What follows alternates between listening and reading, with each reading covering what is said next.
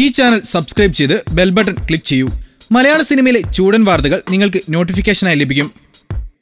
ദിലീപിന്റെ അറസ്റ്റ്, മഞ്ജു വാര്യർ പൊട്ടിക്കരഞ്ഞു. അപ്പോൾ കൊച്ചിയിൽ യുവനടി ആക്രമിക്കപ്പെട്ടതിന് പിന്നാലെ സംഭവത്തിൽ ഗൂഢാലോചനയുണ്ടെന്ന് ആദ്യം പരസ്യമായി പറഞ്ഞത് നടിയും ദിലീപിന്റെ മുൻ ഭാര്യയുമായിരുന്ന മഞ്ജു വാര്യർ ആയിരുന്നു.